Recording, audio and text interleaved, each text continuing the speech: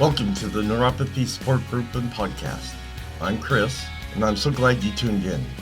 It's my hope with this podcast to help all of us gather information that might help those that need support dealing with this debilitating issue. Hello, and welcome to this podcast. Before we get started, let's get the formalities out of the way with the medical and privacy disclaimer. I am not a doctor or medical professional. The information on this podcast is from personal experiences and is meant for group support. Additionally, the information discussed is not meant to diagnose, treat, or cure any underlying conditions associated with neuropathy. All names here within are private and will not be shared with any outside sources. Please consult your healthcare provider before making any health decisions. If you have medical concerns or an immediate emergency, please contact your doctor or dial 911. Well, how's everyone doing this Monday morning? I hope you had a great week last week. Less pain, less issues with your body. For me, with all this weather changing here in California, I think everyone knows that we had a big rainstorm going on there for a couple weeks, which is great because we need it. But, it kind of gets the muscles in my body hurting when the weather changes so much. Right now it's fairly cold. I know it's not cold for some of you that are back in the Midwest or farther back, but it's cold for me, and that's when it really hurts my body. And that's why we're getting into another subject about chronic pain. This episode is called Why Can Some People Tolerate Pain So Much More Than Others? I thought this was a good topic. I know from so far engaging with a lot of you that's a real big issue that we all have. I don't think there's one person here that's listening to this podcast won't agree with me. So let's get started and let's talk about this. There's also some of the things I'll be talking about are kind of funny a little bit, but I thought this is a good topic, so let's get started. So there will be several different articles that I'll be going over because I'm trying to touch all the subjects or issues that may arise on these different websites and what they've come up with. So first, let's talk about what is chronic pain and why is it hard to treat. A recent study by the National Institutes of Health found that more than 1 in 3 people in the United States have experienced pain of some sort in the previous 3 months. Of these, approximately 50 million sufferers for chronic and severe pain. To put these numbers in perspective, 21 million people have been diagnosed with diabetes, 14 million have cancer, and 28 million have been diagnosed with heart disease in the U.S. In this light, the number of pain sufferers is stunning and indicates that it is a major epidemic.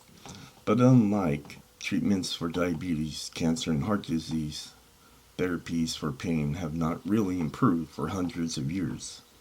Our main therapies are anti-inflammatory drugs, NSAIDs like ibuprofen or aspirin, which are just modern versions of chewing on willow bark, and opiates, which are derivatives of opium. In 2012, 259 million prescriptions for opiates were filled in the United States. I bet there's more than that. That's 2012. Yeah, there's going to be more millions.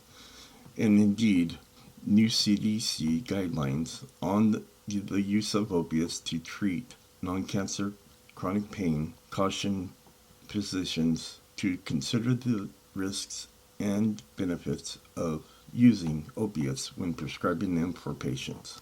I know recently, in the news that I constantly stay up upon the news for opiates and those kind of things, and so I can bring that information to you. But they have been trying their best to make it happen to where they're going to stop trying to have doctors write prescriptions all the time for that and try alternatives. But those alternatives are kind of hard for some of us. I take opiates. I take 2 different kinds, and sure, they don't help that much with pain, but they knock it down to about maybe 30% maybe that I'm able to at least function a little bit. So that's where I stand I need the opiates. I'm not, a person that's a drug addict or anything like that, but I do need them. So pain can have a purpose. Pain protects our bodies from injury, and by reminding us that tissue is damaged and needs to be protected, it also aids in repairing the injuries we do acquire. This is illustrated by individuals who are incapable of feeling pain. People with the condition typically succumb to infections or organ failures at a young age due to multiple injuries that go unattended.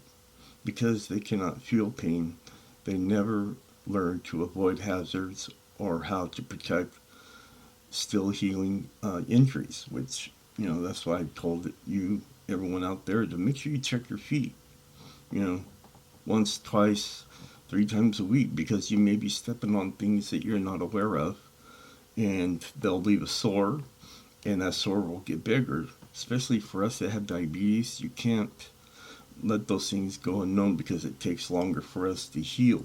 For the most part, physicians and scientists are not particularly concerned with pain from everyday bumps, bruises, and cuts. This type of acute pain typically does not require treatment or can be treated with over-the-counter medications. It will resolve itself when the tissues heals. I think I would still keep an eye on it. I don't like the way that's written down here, but yeah, just keep an eye on those things. There isn't one type of chronic pain. In many cases, chronic pain persists after an injury has healed. This happens relatively often with wounded veterans, car accident victims, and others who have suffered violent trauma. Chronic pain from arthritis is telling the people about the damage in their body.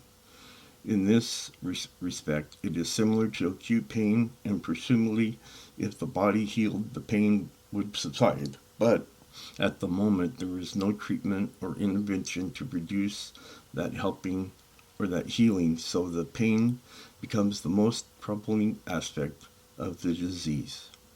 Chronic pain also arises from conditions like fibromyalgia, which have an unknown cause.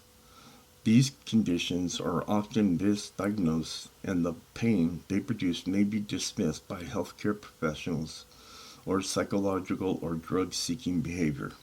So there is some information I'll be overlooking on these websites, but I want you to take the time to read them so you can learn about these different things. Why does it always hurt? The pain sensory system is designed for survival. If a pain signal persists, the default programming is that the threat to survival remains on an urgent concern. Thus, the goal of the pain system is to get out of harm's way by ramping up the intensity and unpleasantness of the pain signal. To increase the urgency of the pain signals, the sensory descriptive dimensions of pain become less distinct, leading to more diffuse, less localized pain. This pathway also amplifies the pain signal by rewiring the spinal cord circuits that carry the signal to the brain, making the pain feel more intense. So when you take opiates like I do, they act on all levels of pain, neural circuitry. They suppress incoming pain signals from the peripheral nerves in the body. But importantly for chronic pain patients, they also inhibit the amplification of the signals in the spinal cord and improve the emotional state of the patient. Unfortunately, patients rapidly develop tolerance to opiates, which significantly reduce their effectiveness for chronic therapy. Because of this, as well as their addictive nature, potential for abuse and overdose, and side effects such as constipation, opiates are less than ideal agents for treating chronic pain. It is critical that we find alternatives, but that's easier said than done. Most definitely. So like for me, the opiates, so I've been taking opiates for many years, and I haven't increased my medication at all. So it doesn't really give me 100% relief. It does help a little bit, so I gotta find alternatives that I use in between those times that I'm waiting for the pain medication to be taken again. because some you have to wait every 6, some you have to wait every 12. So that can be kind of difficult. So you got to find things that in between those times that you're down to relieve some of the pain, and that's what I do. I guess I've gotten to the part where I can tolerate the pain more because I've been in pain for so long. I know what's going to happen. I know what to expect, and that's why I don't have much of an issue, dealing with the pain at those times during the day. Mind you, I'm not saying that, it's pure relief of the things I do, but in your own way, you got to find what works. And the things that I do kind of work. And so, that's as far as I've gone with it. I don't increase my medication because the doctor doesn't want to give me more medication or more milligrams than what I'm taking because the addictive factor that's involved with that. So now we get into the meat and potatoes of this podcast episode. Why do some people hurt more than others? Pain is the single most common symptom reported when seeking medical attention. Under normal circumstances, pain signals injury, and the natural response is to protect ourselves until we have recovered and the pain subsides. Unfortunately, people differ not only in their ability to detect, tolerate, and respond to pain, but also in how they report it and how they respond to various treatments. This makes it difficult to know how to effectively treat each patient. So why isn't pain the same for everyone? Individual differences in health outcomes often result from complex interactions of psychological, environmental, and genetic factors. While pain may not register as a traditional disease like heart disease or diabetes, the same constellation of factors are at play. The painful experiences throughout our lifetime occur against a background of genes that make up more or less sensitive to pain. But our mental and physical state previously experiences painful, traumatic, and the environment can modulate our responses. If we can better understand what makes individuals more or less sensitive to pain in all kinds of situations, then we are that much closer to reducing human suffering by developing targeted, personalized pain treatments with lower risks of misuse, tolerance, and abuse than the current treatments. Ultimately, this would be knowing who is going to have more pain or need more pain-killing drugs, and then being able to effectively manage that pain so the patient is more comfortable and has a quicker recovery. So what they're pretty much talking about is our genes. That's what makes up how we all, differ from feeling pain. So the next few sentences or paragraphs talk about genetics, which, to me is kind of boring, but if that's something that you want to look into, I have the information that I'm going to post on my Facebook page, so you can read it further from there. But I wanted to talk about some them finding new painkillers, and here's one that comes from Sea Creatures.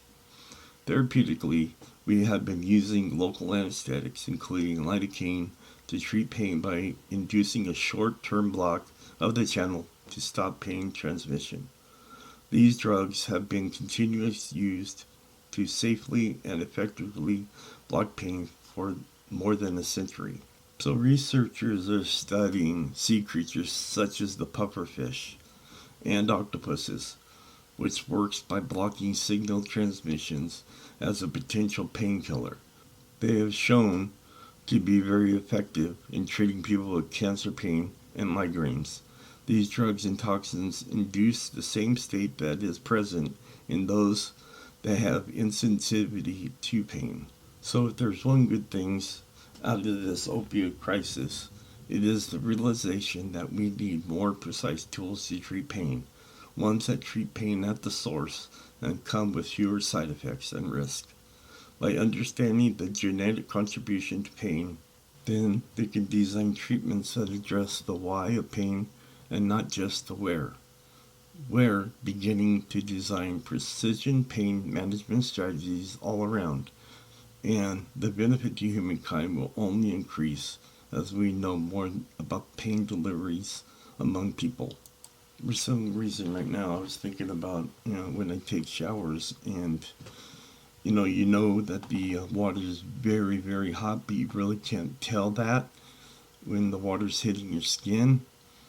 So I really need to watch where I place that knob, because you may be burning your skin, you just don't know it. You'll end up coming out of the shower with maybe first or second degree burns on your body. So those are the kind of things. Even around the stove, I don't really feel the heat like others do. So just need to be real careful. So finally, with this last article here, pain tolerance is something that is built up over time through years of experience. Pain becomes valuable when we conceptualize it. At first, it's difficult to see how pain can help us. But that's just because we're forgetting about all the ways we routinely use pain in our daily lives. Think about the physical pain you experience the day after a hard workout. That's the type of pain you create on your own, knowing that it'll go away in a day or two. You worked that hard because you reconceptualized the pain instead of looking at it as something terrible to be avoided at all costs. You see it as the mark of a good workout. It's a sign that you put in some real effort to achieve a goal. With sports, pain is often a source of pride. It symbolizes that we endured the struggle. So when we conceptualize our pain, we actively shape how we view it and how we're able to tolerate it. So it's not all physical. There are many types of pain. You probably don't leave the office at the end of the day physically exhausted and wake up sore the next morning. But that doesn't mean the office environment doesn't hold the potential for pain. Take uncomfortable conversations. There are always going to be tensions in business. You believe the company should go in one direction, they think it should go in another, or perhaps a project is behind schedule. There are any number of uncomfortable conversations to be had on a daily basis. The comfortable thing to do is avoid them. Smooth things over and hope it all works out. But of course, that only leads to more trouble down the road. In reality, the more of those conversations you have, the better off you are. That's why a high pain tolerance leads to freedom. Now, this is all based upon each individual. Sometimes that's painful for one person, may not be for another. Even from a medical standpoint, pain is subjective to the person experiencing it. My pain, which is the person that wrote this, is not your pain. Each person experiences it and deals with it differently. But the more you're able to tolerate and deal with painful experiences, the more chances you'll have to experience life, push your boundaries, and open yourself up to new opportunities.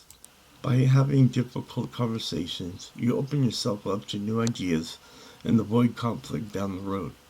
By pushing yourself physically, you gain the opportunity to do things you never thought possible.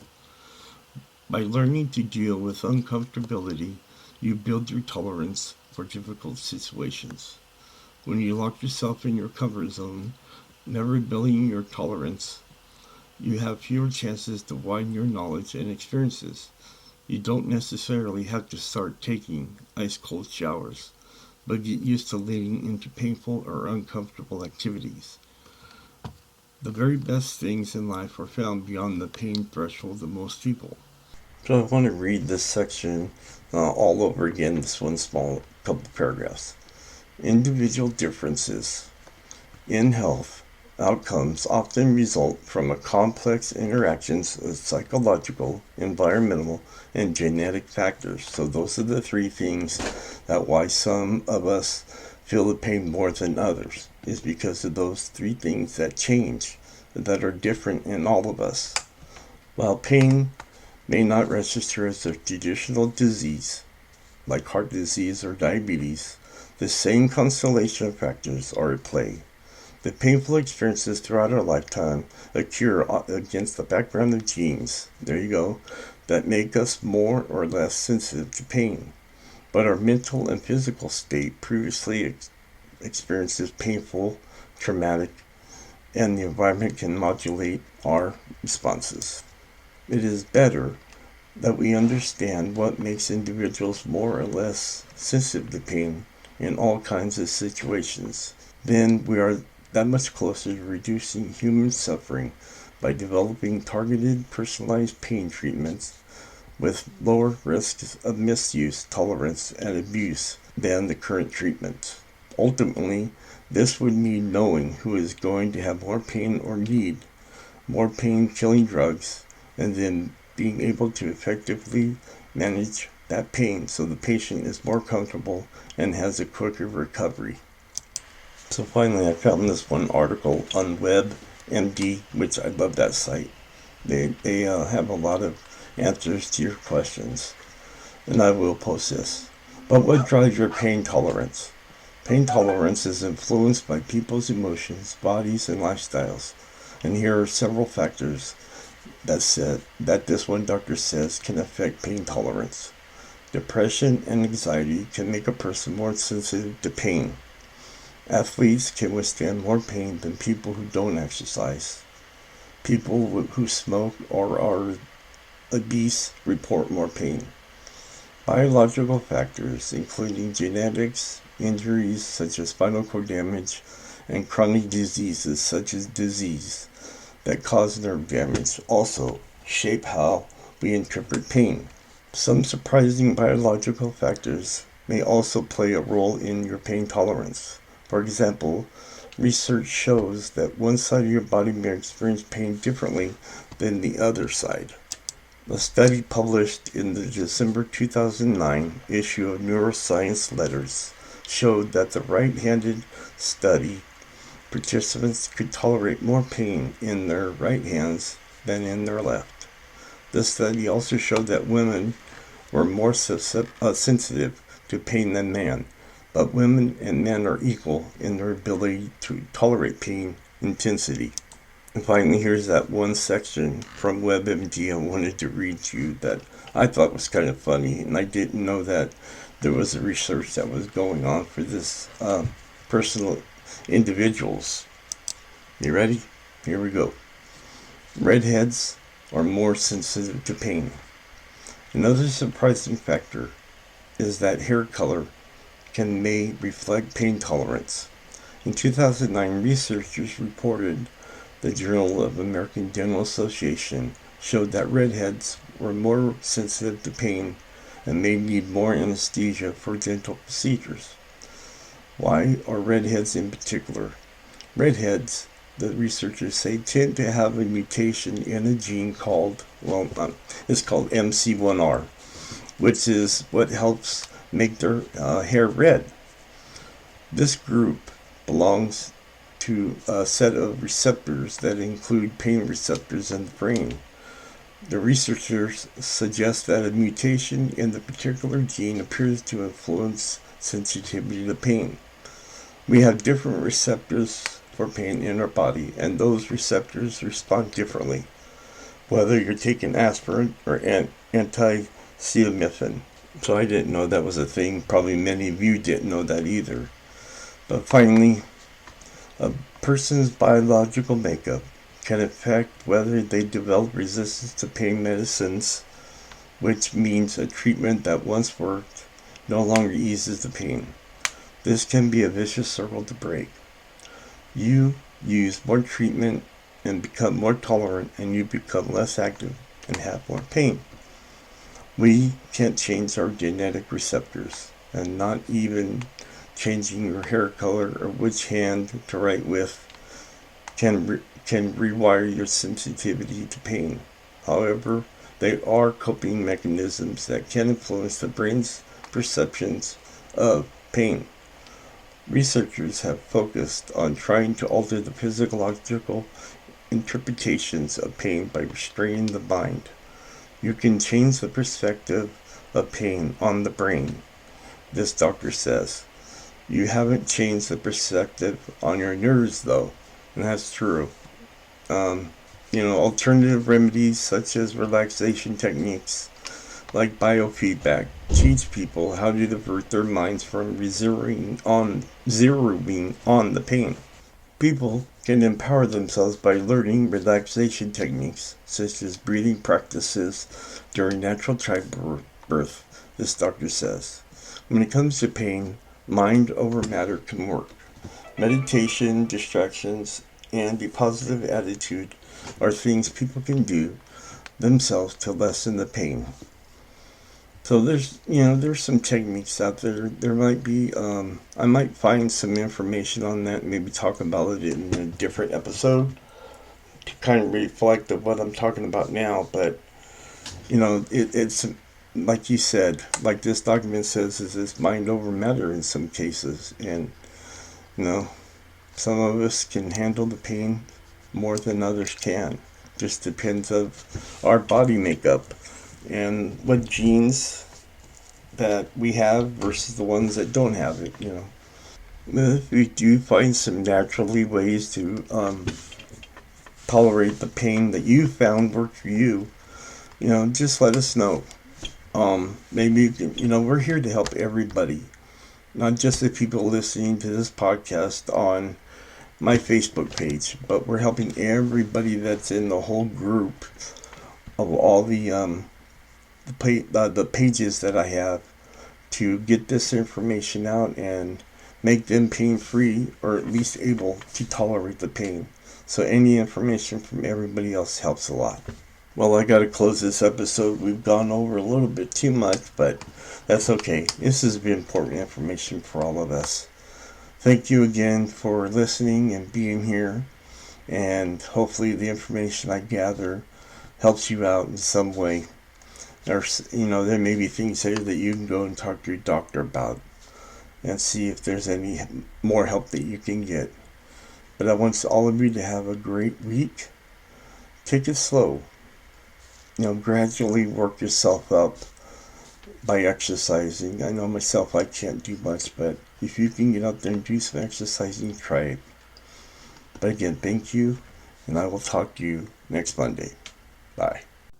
As we come to a close, it's my hope this podcast and other sources, such as product reviews that I have discussed today, can better our lives and give us some relief dealing with neuropathy.